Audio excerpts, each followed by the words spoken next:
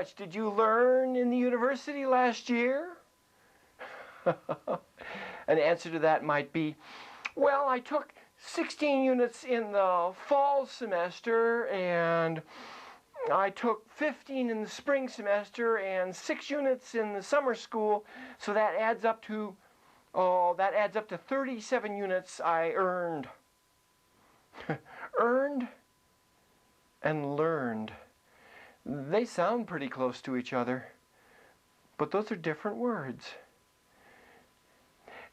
There may be a correlation between the number of units you've earned at a university or a college and how much you've learned. And there's something satisfying about being able to quantify your education, to be able to say how many units you've passed, that you've fulfilled the humanities requirement or fulfilled the foreign language requirement. But in another sense, it's a little bit like asking, how much do you love your wife? And having an answer like, 18 units worth. How I love my wife is not answered in mathematics, but is answered in poetry, or in my actions, or hopefully both. How much did you learn? That can be answered in how much you have changed. What attitudes of yours in the last year have changed? Do you go to plays now, where you didn't before? Do you read literature, the great texts? Do you subscribe to, depending on your field, Scientific American or Art Forum? Are the James Bond books somehow becoming a little less interesting? If your college education doesn't change you, other than stuffing facts in your head and giving you memories of football or of parties, then it wasn't worth it.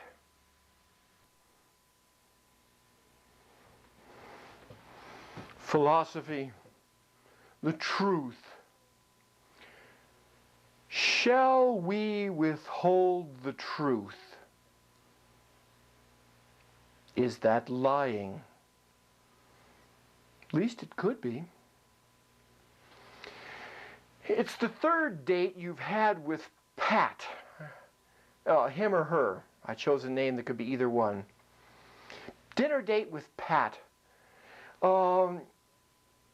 It's a nice, quiet restaurant, and Pat's eating manners seem to fill the room with sounds of scraping the plate with Pat's knife, of the fork hitting the teeth every time inserted into the mouth.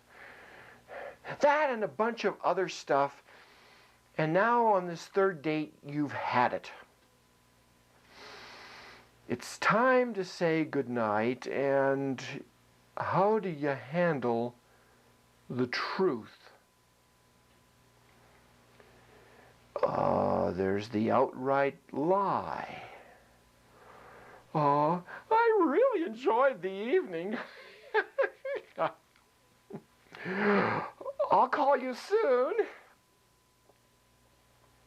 There's the middle position. Not saying the truth and not lying. Thank you, Pat, for the evening. And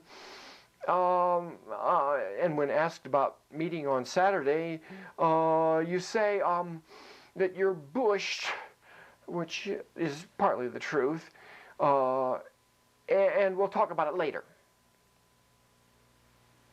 Then there's the truth told gently. You tell Pat that it doesn't seem to be working out. And the last alternative is the truth told with all of the self-centeredness of a 5-year-old.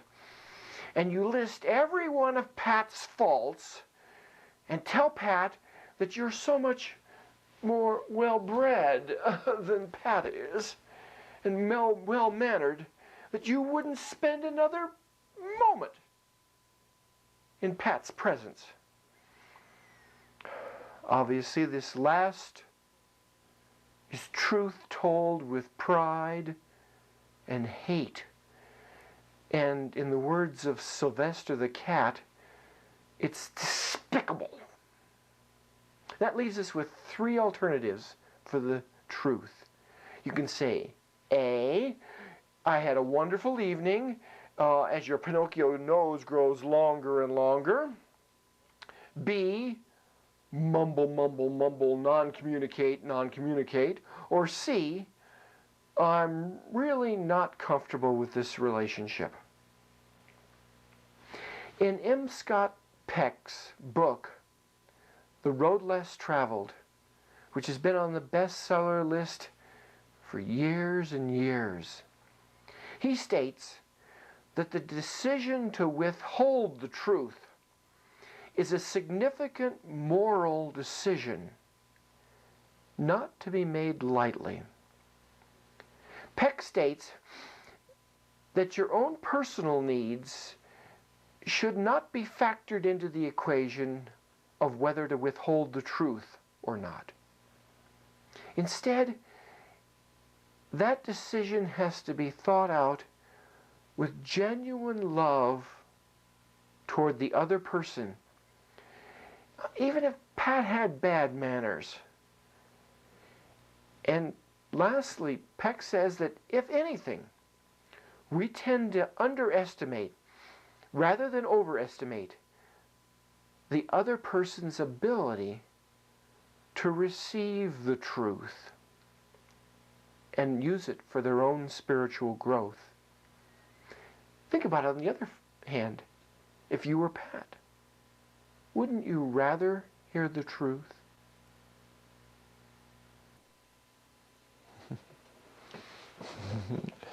One of the concerns that is in the world of science today is the environment, the planet, wetlands, and worshiping the goddess Gaia.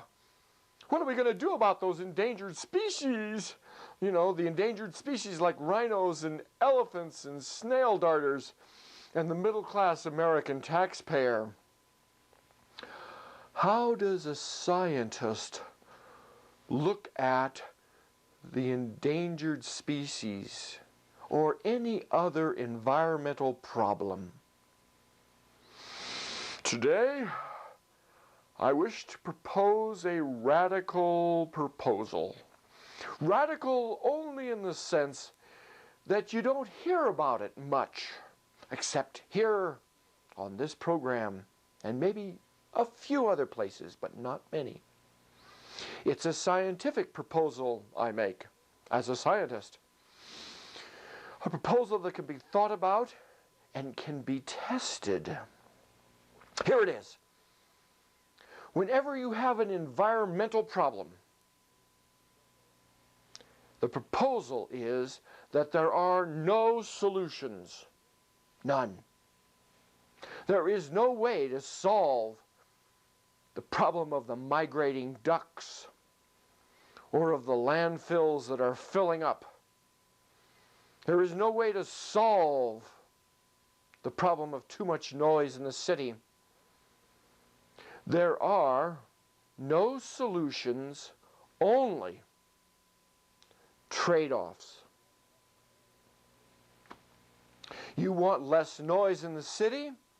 You ban motorcycles from the city. A trade-off. You want less smog in the Truckee Meadows Basin in the wintertime? You ban those smoggy trucks that somehow seem to pass the DMV tests, or the smoggy buses that you get behind. You want less crowding in the schools? It's a trade-off, no solution. You do like China and force the people to have one child apiece. I don't know whether you have to turn in your other kids or not. You want to fill up the landfills more slowly? Sure. Just cut the standard of living of you and me in half. That'll do it. There are no solutions. There are only trade-offs. And when some politician, with his ideology dressed in a white lab coat and the rest, offers you his solution, ask him instead, what is the trade-off? When you find out what you have to do or be or pay or endure, then you may want to trade the politician instead. In elementary school, most of what we learned was straight from the teacher. The teacher said stuff and we learned it. By high school, maybe half of what we learned was in class, and if it was a good high school, and half of it we learned from literature, from books. By college, if it's even a halfway decent college, most of what we learned was from the books. We might only spend 3 hours a day, that's 15 hours a week, 15 units, in class, but most of our time was learned, most of our material was learned from books.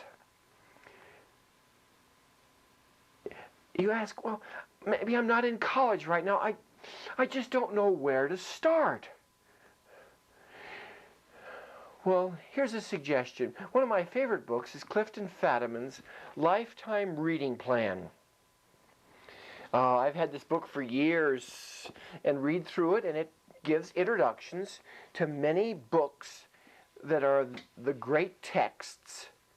As a teacher might give an introduction to the book, and then you can go and read it.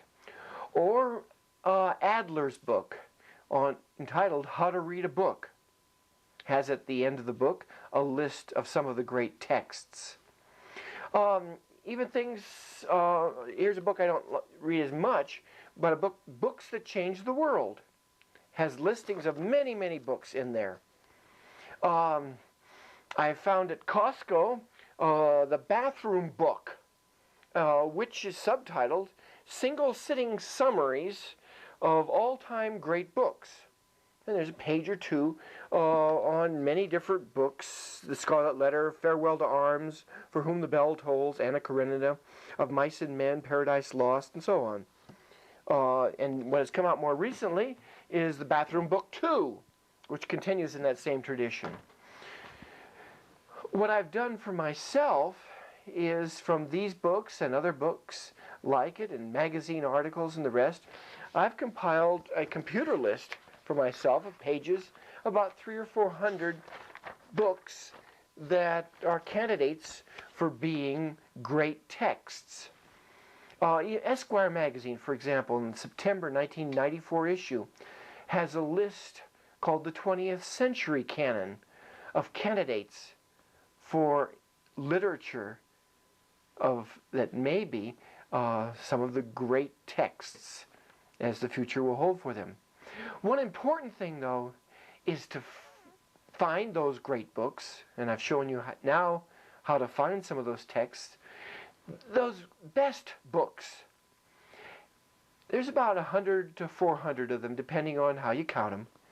Find one of them or more and start reading.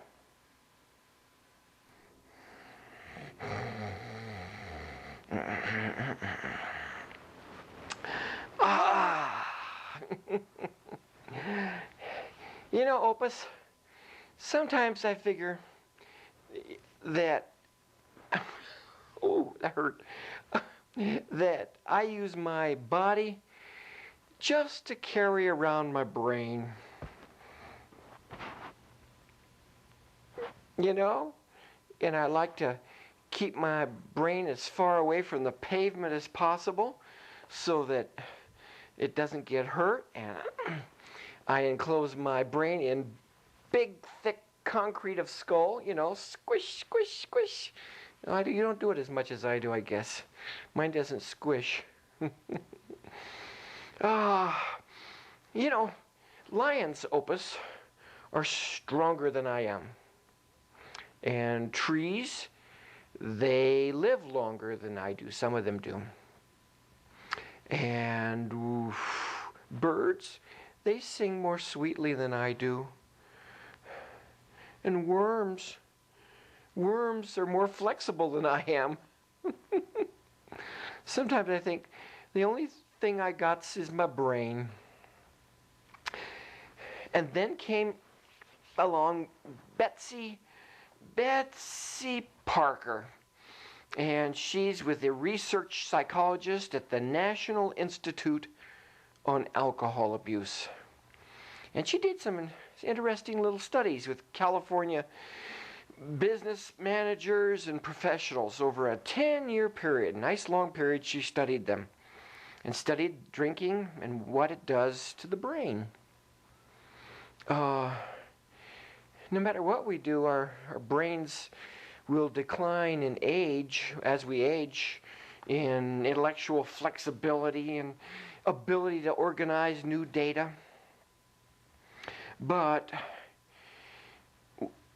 Betsy Palmer found out that with alcohol added, well, we get on that sliding, slippery slope to down to where, I forget where.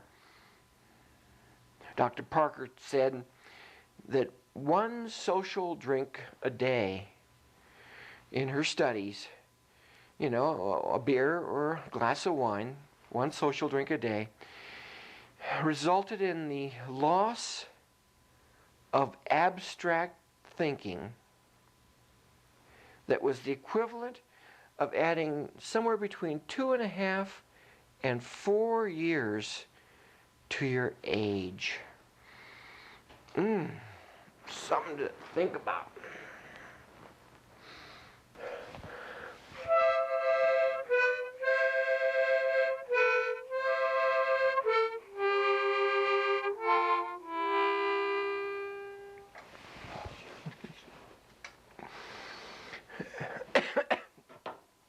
Geometry.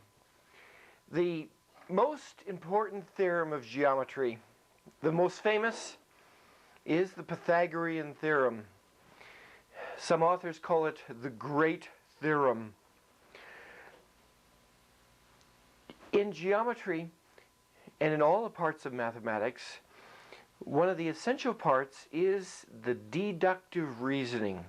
To be able to take a series of assumptions, beginning things, say, that anybody would accept, and from them derive logically a conclusion.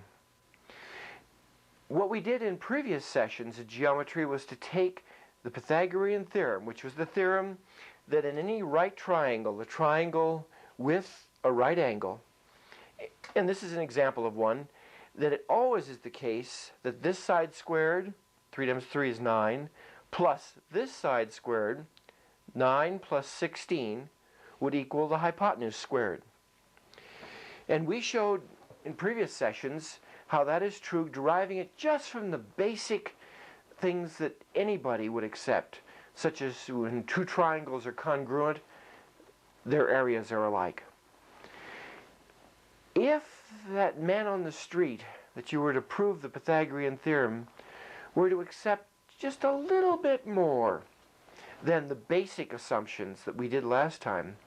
For example, if that person would say, okay, I believe that the area of a square is the side times this itself, which is the normal way we compute the area of a square, or I believe that the area of a triangle is 1/2 the base times an altitude, 1/2 the base times a height.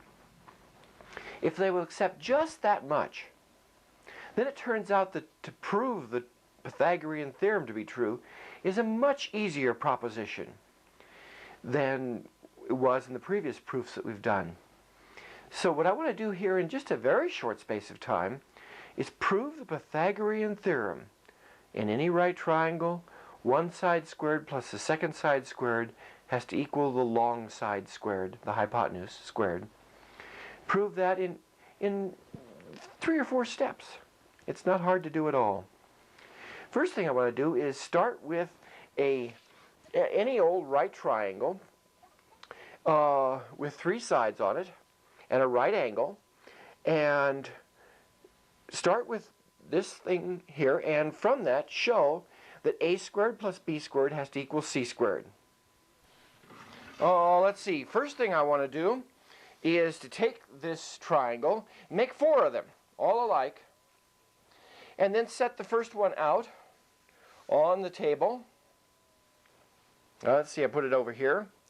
And then set a second one down with a quarter turn. And a third one with another turn. And a fourth one to make a kind of giant square. And all these four triangles are alike. So this diagram here is the one I've just cut out on the table. And we have this side is A, and this side is B, and this side is C. That was our original triangle. And I did it all the way around. And so these are A's, and this is a B, and all the inside are C's. And what we want to prove is that a squared plus b squared is equal to c squared. That's what we're trying to establish. That's true in any right triangle. And I was given that I knew the area formulas. For example, the area of the square on the outside. The outside length from here to here is AB, this length along here. A plus B is what it is. So if I wanted to compute the area of that square, it would be the side times itself. That'd be the area of the big square around the outside.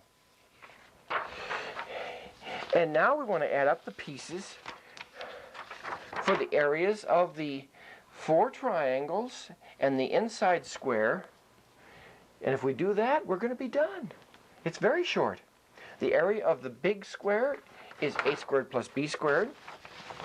Now the area of each of those triangles that are here, each of these triangles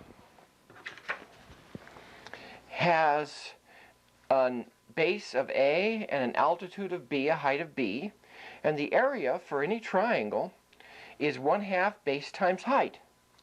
1/2 base times height is the standard area that you learn in grammar school for any triangle. And since this is a right angle here,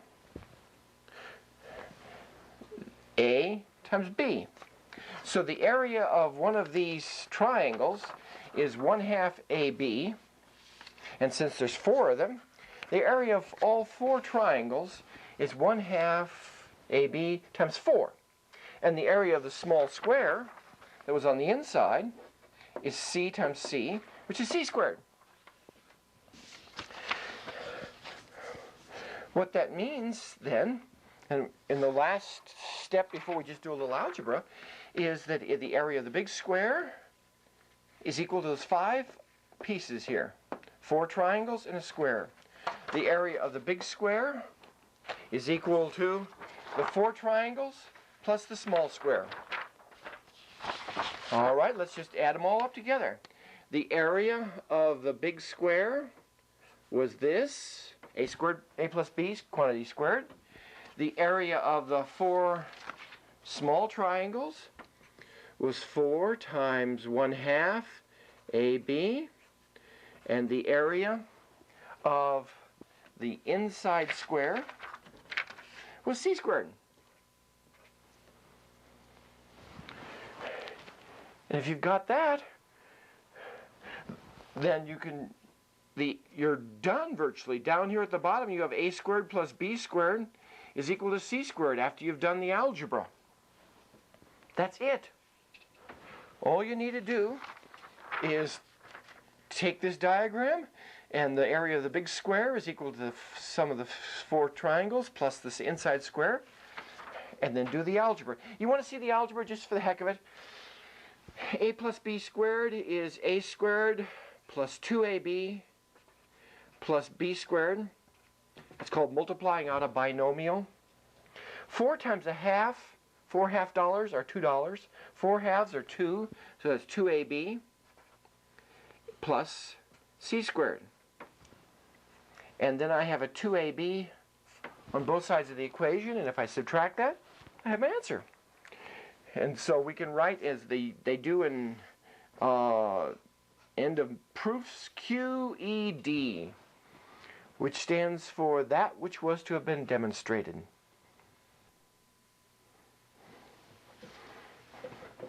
There seems to be a lot of talk today in statistics about the bell curve. There's a book out even by that title, although I haven't read it yet. But I suspect that it deals with the normal distribution, another name for the bell curve. Now, first of all, in our statistics, we should notice that the bell curve has nothing to do with Alexander Graham Bell, the inventor of the telephone. It's the bell shape that gives it the name the bell curve. First of all, second of all, the area under the curve of a normal distribution is always 100%.